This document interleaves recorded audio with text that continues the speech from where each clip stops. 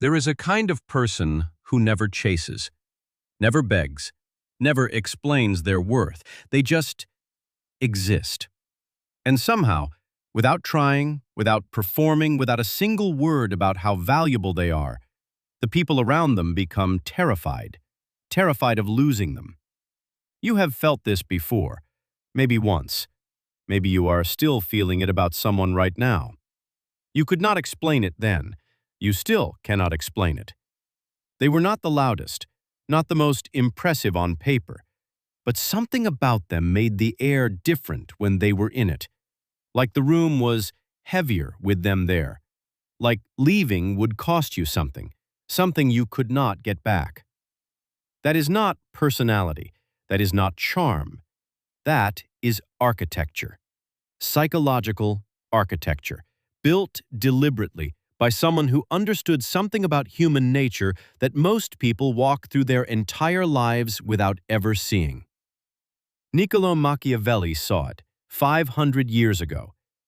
He was not writing philosophy, he was writing observations, cold, careful, unsentimental observations about how power actually moved between people, why some men were mourned when they left a room, and why others were already forgotten before the door finished closing. He documented it, the invisible laws, the ones that govern why people cling, why they chase, why certain people live rent-free in your mind for years, while others vanish from memory before the week is out. Those laws are what I am handing you today. Not theory, not motivation, the actual mechanics. By the time this is over, you will understand why most people are replaceable, not because they are unworthy, but because of specific, correctable mistakes they keep making. Mistakes that destroy perceived value without anyone realizing it is happening. And you will understand how to stop making them. This is not about being liked more. Being liked is a consolation prize for the average. This is about becoming scarce, becoming genuinely hard to read, becoming the thing that lives in the back of someone's mind long after you have left the room. Are you ready? Then stay close, because this starts in a place most people do not expect. Phase 1. The availability trap. How you are destroying your own value. Here is the first thing Machiavelli understood. Men do not value what comes easily. They never have, they never will. He was not talking about money when he wrote this. He was not talking about possessions. He was talking about access, about people, about you. Think about the last time you chased something, really chased it. The wanting was almost physical, wasn't it? The thing you were after, it had weight because it resisted you, because you could not simply have it whenever you reached for it. The difficulty was not the obstacle. The difficulty was the value. Now look at how you show up in other people's lives. The moment a message arrives, you respond immediately, before you have even finished reading it. Someone needs you to rearrange your schedule? Done. No hesitation, no cost. You show up every time for everyone without friction. You believe this is what it means to be dependable, to be a good person, to show people they matter. You are wrong. What you are actually communicating has nothing to do with your intentions. What your behavior says, not your words, your behavior is this: I have nowhere better to be. My time is unlimited. My attention has no price. The door to me is always open because no one else is knocking. That is not loyalty. That is a clearance sale. And people do not line up for clearance sales with reverence. They browse. They take what they want. They leave without looking back. The brain, the ancient, irrational, deeply human brain, does not assign value based on quality alone. It assigns value based on scarcity. This is not a theory. This is biology. The diamond is not precious because it is beautiful. Plenty of things are beautiful. The diamond is precious because you cannot simply have one whenever you feel like it. You must become the diamond. Not by manufacturing mystery, not by playing games, not by watching the clock and waiting 3 hours to reply. That is performance. People smell it. By building a life, a real one, a full one, a life so occupied by purpose, by mission, by craft, by obsession, that your presence becomes genuinely rare. When you are actually building something, people feel it. They cannot explain how they know, but they know. Your attention starts to feel like something worth having, and the moment it feels like something worth having, something shifts. The primitive brain engages. What if I lose this? That question, that fear, that is your most powerful asset. Do not destroy it by making yourself cheap. Start today, not tomorrow, today. Stop being reachable for everyone about everything. Not to punish anyone, not as a strategy, because you have a mission, and missions do not pause. Drop in the comments, I am building something they cannot afford to lose. Phase 2. The silence architecture. Your absence is the weapon. Here is a truth that is going to sit uncomfortably. Most people are not actually afraid of losing you. They are afraid of the silence. The specific, shaped silence that only you leave behind. The absence of your particular texture from their day.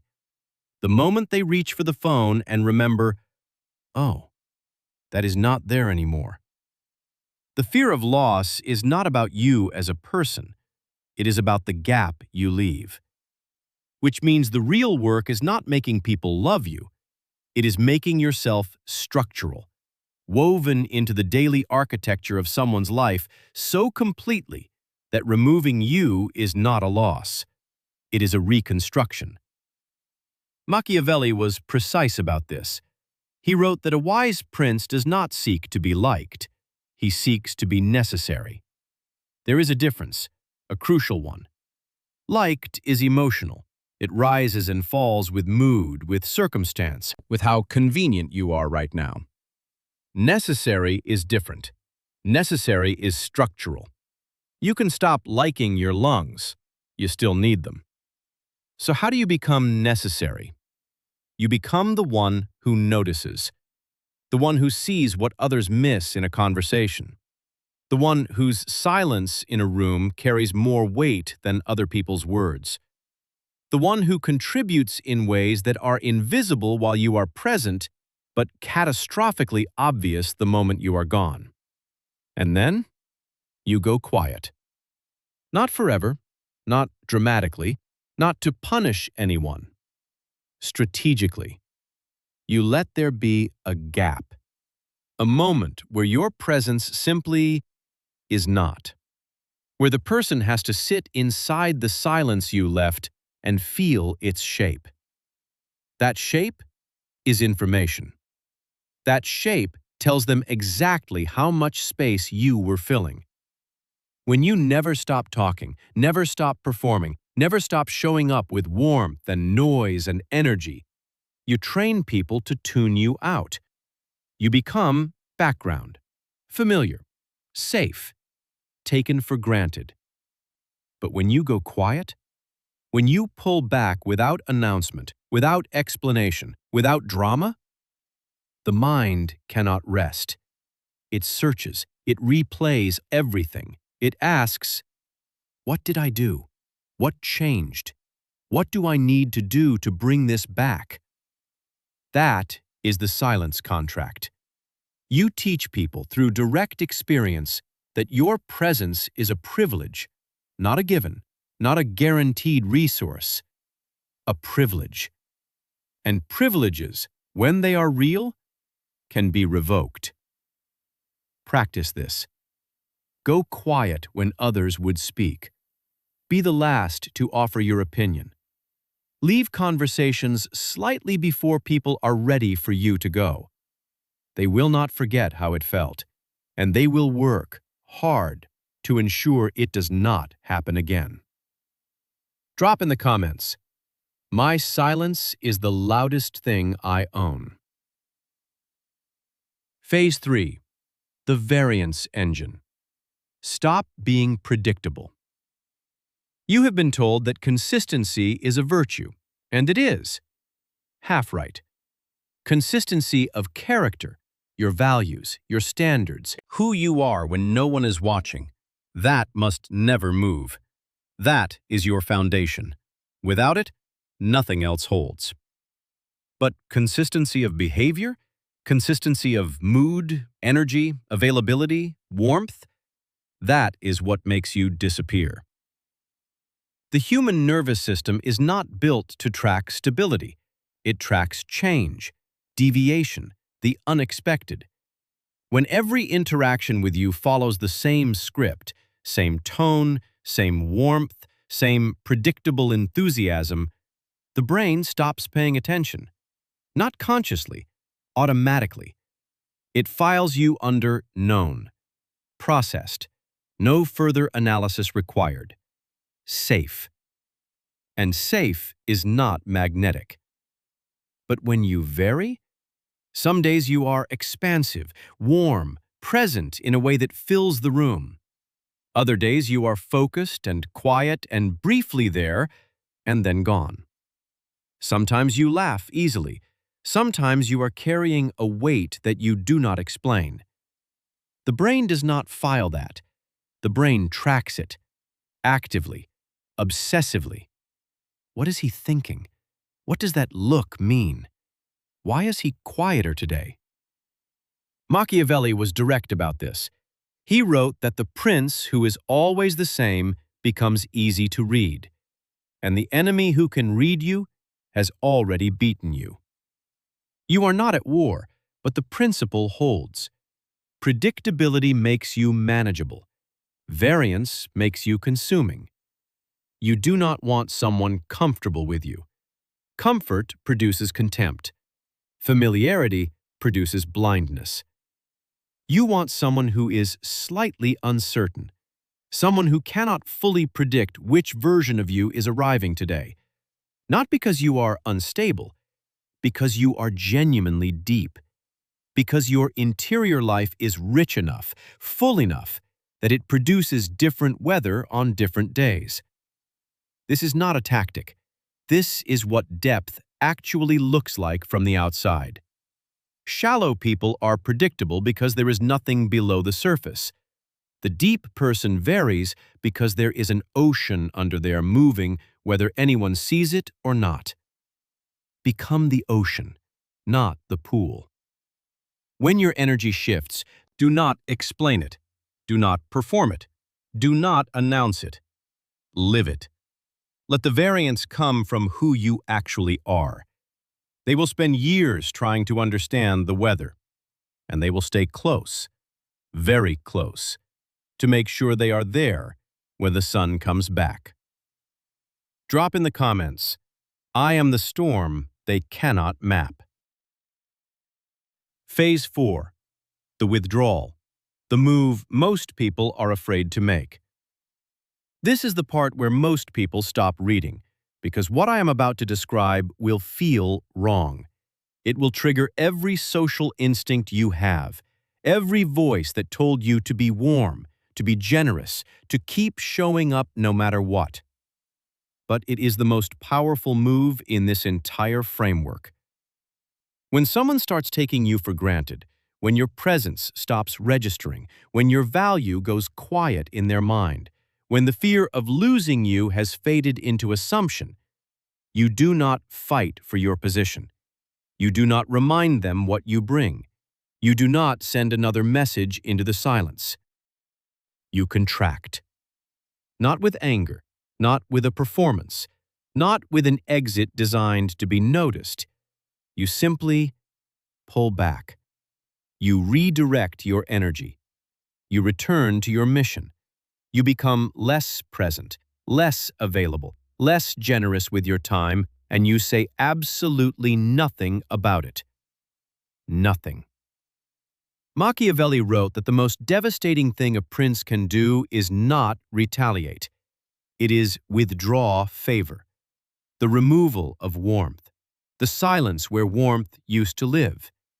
He understood at a level that 5 centuries have not made obsolete, that people do not recognize what they have while they have it. Only after. Only in the absence. When you pull back, the psychology of loss activates. The brain does not assess the situation rationally. It panics. It catalogs everything it was receiving. Everything it now notices is missing.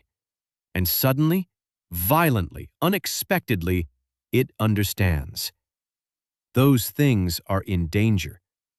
This is not cruelty. This is consequence. You are not punishing anyone. You are returning to yourself. You are restoring the scarcity that your own over-availability had slowly, quietly eroded. And in doing that, in giving someone the direct experience of your absence, you are giving them something they cannot get any other way. The truth of what you were worth. You cannot tell someone your value. You cannot argue them into understanding it. You cannot perform it loudly enough. You can only let them feel the gap. So let them feel it. Do not announce it. Do not explain it. Do not make it a lesson they are supposed to learn. Simply contract. Quietly. Consistently. With your eyes forward. And watch what the silence builds inside them. Drop in the comments. My withdrawal speaks louder than my presence ever did. Phase 5. The foundation. You cannot fake what isn't there. Now I need to slow down, because everything I have laid out so far can be misunderstood, and the misunderstanding will destroy you. None of this works if it is built on nothing. The scarcity must be real. The silence must come from genuine fullness, from a life that is actually full, an actual mission, an actual interior, not from a calculated performance of absence. The withdrawal must return you to something that is actually there, because people are not fooled for long. Their instincts are old, older than logic. They can feel the difference between someone who is genuinely hard to reach and someone who is managing their availability by the clock, between someone who is rare and someone who is pretending. The man who is hard to reach because he is building something, you can feel that. The man who is hard to reach because he decided today was the day he waits 4 hours before replying, you can feel that too. One produces genuine respect. The other produces contempt the moment the curtain slips. Machiavelli was clear about this. A prince who is not what he appears must be so skilled that the gap is never visible. But the faster path, the only path that never requires maintenance, is to simply become the real thing. Become genuinely hard to replace. That requires real skills, original thinking, emotional depth that is not performed, the rare ability to actually see another person, to make them feel genuinely understood in a way that most people spend their entire lives craving and never finding. When you are that, when you have built that, you do not manage perception. Perception manages itself. Your reputation arrives before you do. The fear of losing you exists before you have given anyone a reason to lose you. That is the long game. It is the only game worth playing. Drop in the comments, I am becoming the thing that cannot be copied. Phase 6. The final law. Never give them certainty. You are almost there.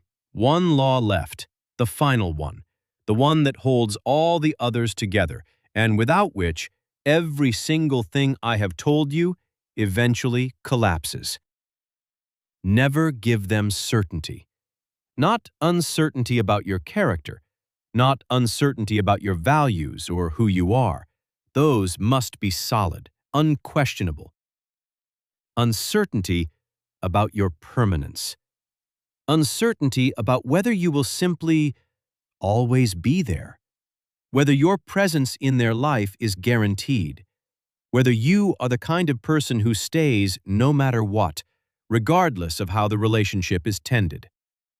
Machiavelli noted that men are never so dangerous as when they feel they have nothing left to lose. Turn that around. People are never so careful, so attentive, so generous, so present, as when they sense they might lose something they value. You want them careful. You want them showing up with their best, fully, consistently. Then the possibility of your exit must never be fully removed. Not as a threat. You never say it. You never imply it. You never weaponize it or hold it over anyone. You simply live in a way that makes the truth visible on its own. Through your independence, through your standards, through your absolute comfort with solitude, the kind of comfort that can only come from having a complete inner world that does not need anyone to sustain it. You are here because you chose to be, not because you have to be, not because you are afraid to leave, not because your world would collapse if this ended. You are here because right now, this deserves you. And that can change. When people understand that, not as a concept but in their body, in the quiet of 2 a.m. when they are thinking about you, something activates that no amount of effort or strategy could manufacture. They invest, freely, genuinely. Because the alternative, a world where you decided this no longer deserved you, is too costly to risk. That is not fear used as a weapon. That is what it actually feels like to be valued, to be rare, to be someone whose departure would leave a wound that does not close quickly. That is what you are building. Not power over people. Power within yourself, so complete, so real, so undeniable, that the world around you adjusts, naturally, without force, without manipulation, without you ever having to ask for it. You are not chasing anyone. You are not performing. You are building, quietly, with a standard so high that ordinary people cannot reach it, and the ones who want to stay in your orbit have to rise. Machiavelli wrote this down in exile, stripped of everything, tortured, cast out. And in that darkness, with nothing but clarity, he mapped the permanent laws of human nature. Those laws have not changed. The people who apply them are mourned when they leave. The ones who ignore them are forgotten before the door shuts. You are here because somewhere underneath everything, you sensed which one you are meant to be. Now you have the blueprint. The old version, available, predictable, easy to overlook, that version is already gone. Go build the one they will never stop fearing to lose. Drop in the comments. I choose to be someone they cannot afford to lose. If this shifted something, subscribe, turn on the bell. What I can show publicly is only the surface. The rest is waiting.